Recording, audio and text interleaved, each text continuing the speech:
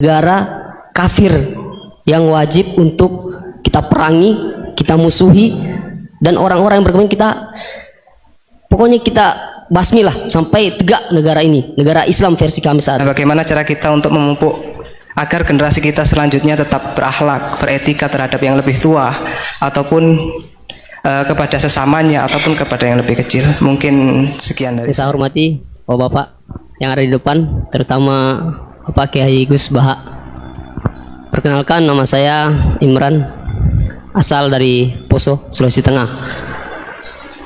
Alhamdulillah pada kesempatan hari ini kita diberikan nikmat oleh Allah untuk bisa bertemu dengan Bapak Kiai yang mungkin secara pribadi dan mewakili mungkin perasaan teman-teman semua di sini. Ada kerinduan, keinginan untuk berjumpa langsung dengan Kiai, dan alhamdulillah terlaksana dengan berkat dari Allah Subhanahu wa taala melalui bapak-bapak kita dari Densus bisa memfasilitasi.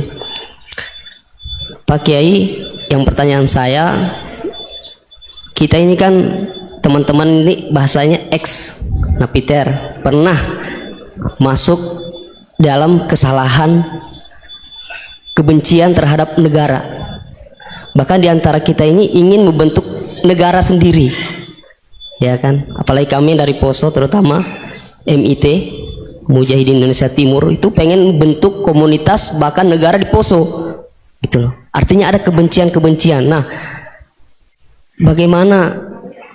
Karena kami dulunya punya doktrin negara ini negara yang togut, gitu loh. Negara kafir yang wajib untuk kita perangi, kita musuhi, dan orang-orang yang berkembang kita pokoknya kita basmi lah sampai tegak negara ini, negara Islam versi kami saat itu. Nah, mungkin ada pesan atau ujangan nasihat untuk kami ini untuk semakin kuat, ataupun ada kisah-kisah ataupun ayat-ayat yang menjelaskan bagaimana kita itu harus sungguh-sungguh mencintai negeri, negara kita yang kita cintai ini.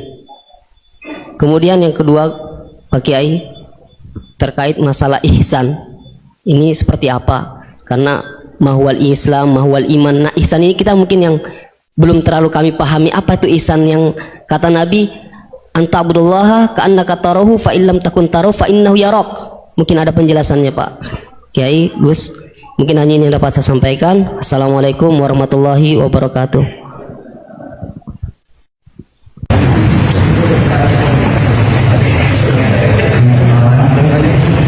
Alhamdulillah hari ini bisa bertemu dengan Pak yang memang dari saya itu beda tapi YouTube-nya pada masa itu. Dan di sini Gus mungkin terdiri dari banyak saudara-saudara kita yang dari berbagai tempat, berbagai karakter dan berbagai sifat.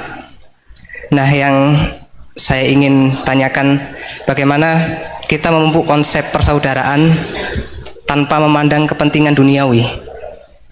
Karena kebanyakan dari kita bersaudara karena kepentingan, bukan bersaudara karena ya kita adalah saudara. Terus kemudian yang kedua yang ingin saya tanyakan itu, kita hari ini adalah mengalami degradasi moral yang luar biasa. Akhlak, sopan santun nyaris sedikit demi sedikit hilang.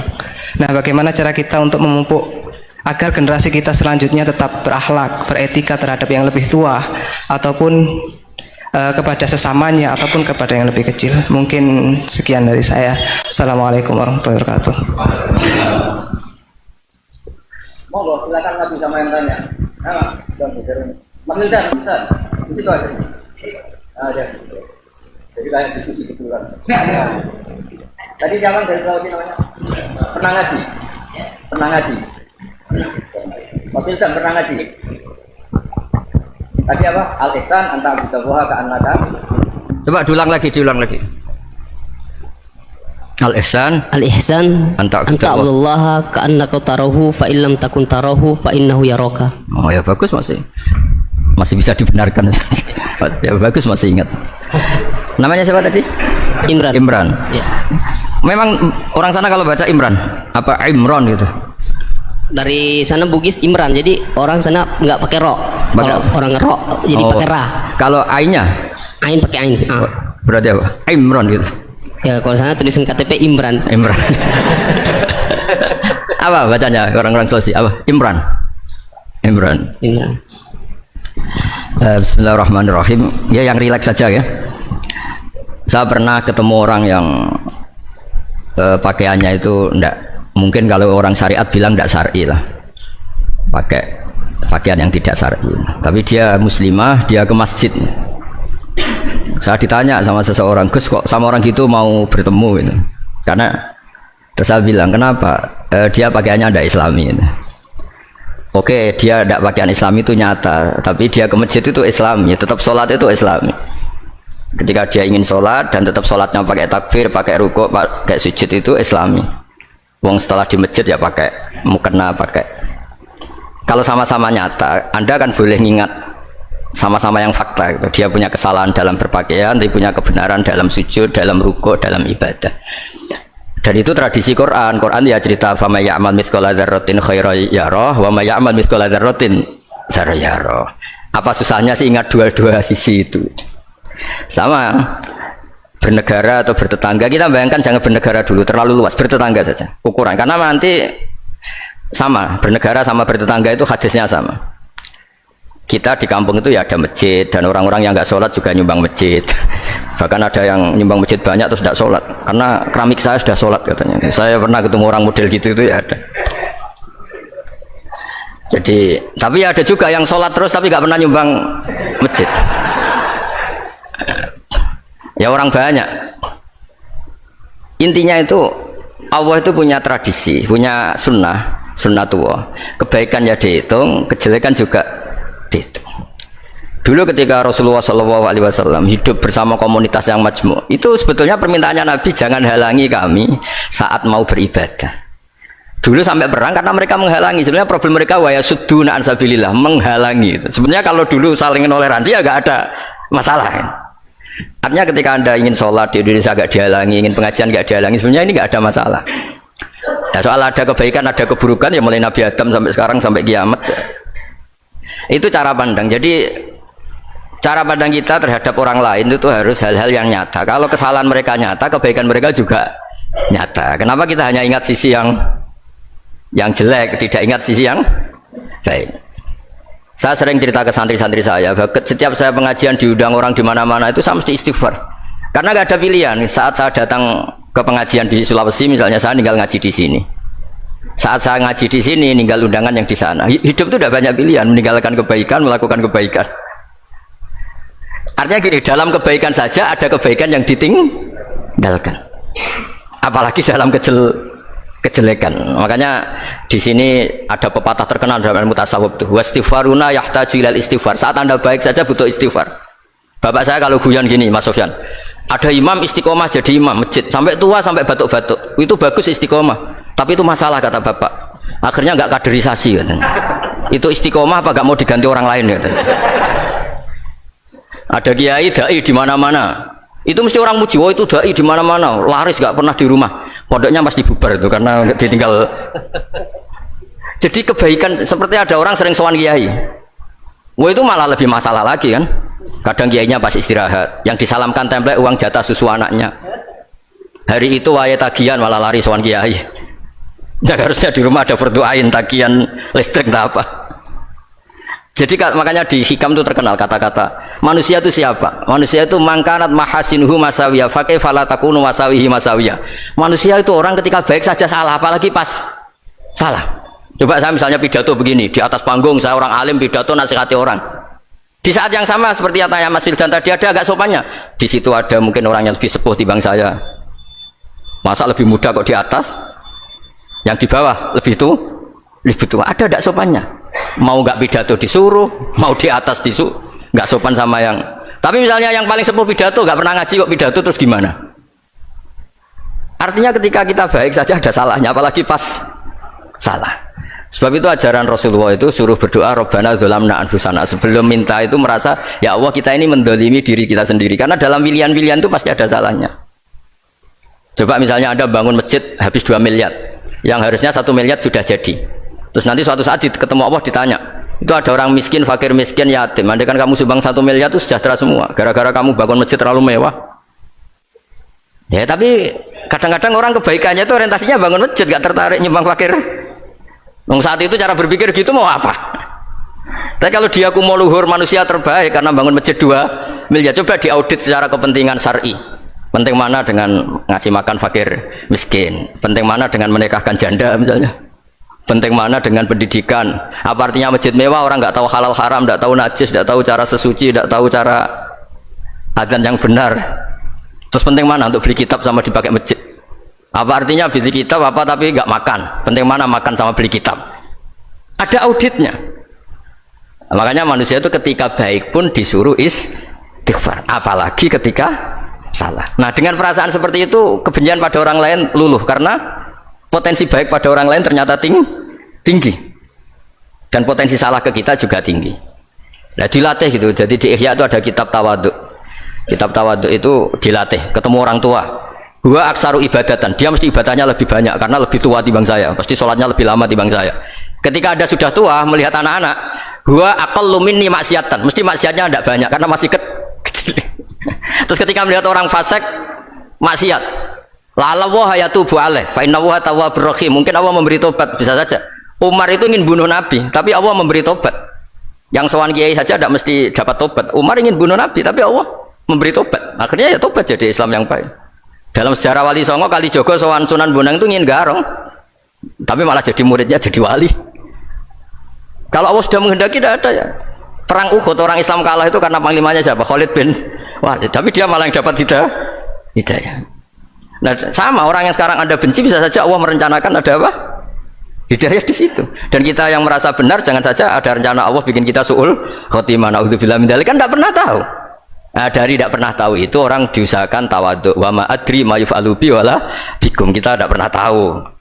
Makanya meskipun saya ini kiai terus kata orang banyak itu ketok. Kalau istighfar ya nangis betul ya. Coba kan nggak perlu di depan umum. Nanti ada penampilan kan ribet kan nanti. Sudah nangis nggak ikhlas, nggak mutu. Ya gitu ya. Yang Mas Wildan tadi apa pertanyaannya diulang? Selain masalah akhlak tadi.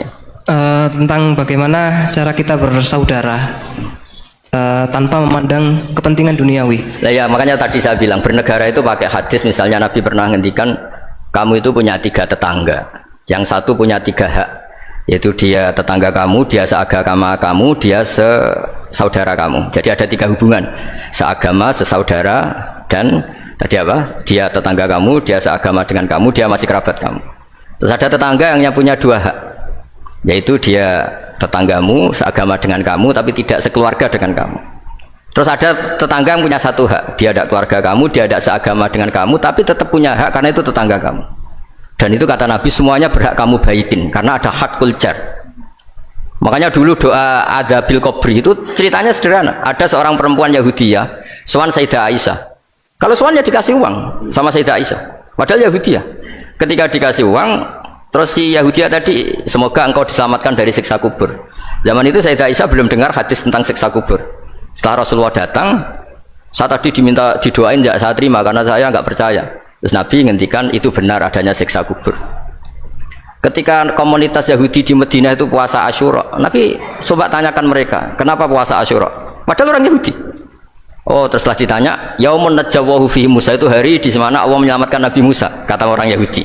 Terus kata Rasulullah, nahnu ahaqqu bi Musa, saya juga berhak menghormati Musa. Kemudian Nabi puasa. Suatu saat lagi ada orang Yahudi datang, ya Rasulullah, ya Muhammad, manggilnya ya Abul Qasim karena orang Yahudi. Ya Abul Qasim, nanti nasib langit bumi ini di mana? Manusia yang sudah mati-mati di mana ketika bumi dihancurkan? Mayat-mayat yang sudah di kuburan di mana? Terus orang Yahudi tadi bilang, Inna Allaha wadu'as samawati ala dzih wal aradina ala dzih. Soalnya Allah itu bisa saja mengelola langit bumi yang sudah hancur gini-gini. Nabi itu tertawa-tawa. Dalam sebuah riwayat disebut hatta badat nawajidu, tertawanya Nabi itu lepas sampai giginya kelihatan. Kata rawinya tasdiqan liqaulil khabri, karena Nabi membenarkan orang Yahudi tadi. Jadi intinya dalam banyak hal itu ya dicari kesamaan. Makanya kalau interaksi dengan kelompok lain kata Nabi la tusaddiquhum wa la tukadzibuhum. Kamu jangan mengiyakan juga jangan menolak. Kamu tolak jangan-jangan pas yang sama dengan ajaran kita. Kamu benarkan jangan-jangan yang tidak sama. Ya sudah, kalau nggak sependapat ya jangan ngambil sikap. Nah, itu juga yang dipraktikkan Rasulullah SAW. Nabi yaqumu lailatan yuraddidu hadil ayat. Nabi pernah sholat 1 rakaat hanya ngulang 1 ayat. Itu aja gak selesai. Yaitu nggak ngulang-ngulang ayat. Fa'aqulu kama qalal abdus sholeh in tu'adzibhum fa innahum ibaduk wa in taghfir lahum fa innaka antal azizul hakim. Pun Gusti kula nyerah. Semua ini hamba jenengan, monggo jenengan napakno sing duwe jenengan. Intinya itu ini wilayah jenengan, ndak wilayah saya. Nah, kadang-kadang kita sebagai manusia itu jumawa seakan-akan itu wilayah kita. Kita nyiksa terserah kita, mengampuni ya terserah kita. Padahal tidak milik kita. Dunia ini milik Allah Subhanahu wa taala. Makanya yang terakhir saya ijazah bapak. Bapak saya itu orang hafal Quran, alim tapi lucu, senengannya guyon. Kalau ngajarkan saya tauhid, tasawuf itu gampang. Hak, kamu punya tetangga, punya Innova. Terus kamu berpikir, kamu miskin berpikir, itu pajaknya aja berapa? Kalau apa itu bannya sudah halus, itu gentinya kayak apa? Kalau rusak kayak apa? Terus kata bapak, ngora melok duwe kok mikir, ndak ikut punya kok mikir. Terus coba kamu nggak ikut punya Alphard, terus saya mikir, wah itu pajaknya berapa Pak Martinus, bisa dipakai beli motor kan? Pajaknya apa? Alphard.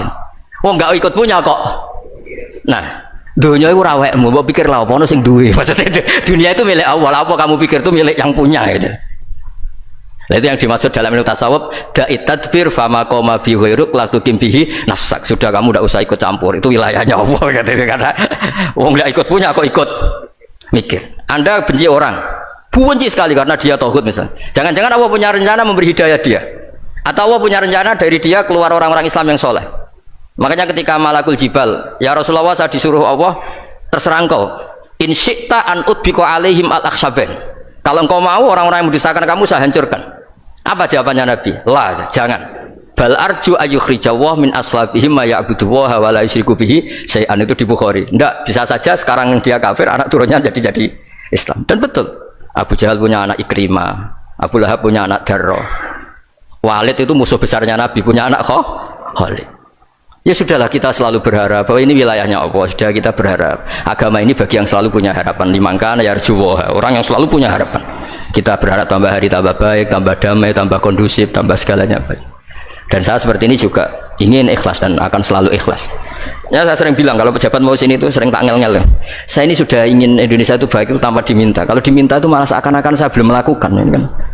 Sudah saya lakukan kok baru diminta. Karena ini wilayah kita semua, artinya ingin baik itu keinginan kita semua. Status kita. Kata Said Zabidi dalam kitab Ithaf, keinginan baik itu syakhsiyatuk wa hakikatuk. Itu kamu sekali. Manusia itu kan kata Allah Ta'ala, saya pertama menciptakan manusia itu khunafa, orang yang berkeinginan baik. Baru digoda setan terus macam-macam. Jadi keinginan baik itu hakikatuk wa syakhsiyatuk. Itu kamu sekali. Ingin baik itu kamu sekali. Itu status kamu katanya. Makanya orang preman kayak apa, mabuk kayak apa, ada orang kecelakaan, pikiran pertama itu nolong, itu yang normal. Soal ada kasus, pikiran pertama ngambil HP-nya itu 0,sekian%. Jadi pikiran pertama mesti nolong itu, karena itu syakhsiyatuk wa hakikatuk. Ya, ngoten mugi-mugi barokah sedanten. Assalamualaikum warahmatullahi wabarakatuh.